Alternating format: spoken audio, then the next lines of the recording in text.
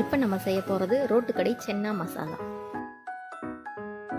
வெங்காயம், தக்காளி, இஞ்சி, பூண்டு 4ஐயும் ஜாரில் போட்டு அரைச்சி எடுத்துக்கலாம். இப்போ அரைச்ச விழுதை கடாயில் சேர்த்துக்கலாம். இப்போ நம்ம அரைச்ச விழுது பச்சை வாசனை போகிற வரைக்கும் நல்லா வதக்கலாம். இப்போ பச்சை வாசனை போயிடுச்சு. இப்போ தேவையான அளவு உப்பு, 1 ஸ்பூன் மிளகாய்த்தூள், 1/2 ஸ்பூன் மஞ்சள் தூள், 1 ஸ்பூன் சென்னா மசாலா போட்டு நல்லா கிளறலாம்.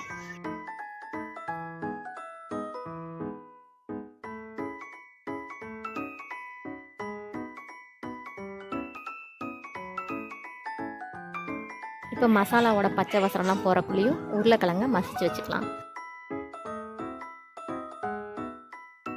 உருளைக்கிழங்கு போட்டாச்சு. ஒரு நிமிஷம் வதங்கட்டும். வதங்கினதுக்கப்புறம் சுண்டலை போட்டு அதையும் கிளறிடலாம்.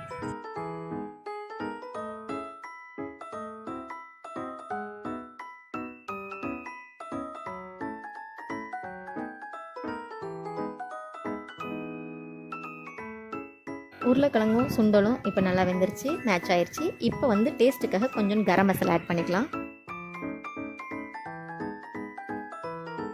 கொத்தமல்லி, வெங்காயம், பொடியாக நறுக்கின வெங்காயம், பானிபூரி. சுட சுட சென்னா மசாலா ரெடி. உங்கள் வீட்லேயும் கண்டிப்பாக ட்ரை பண்ணி பாருங்கள். டேஸ்டியாக இருக்கும்.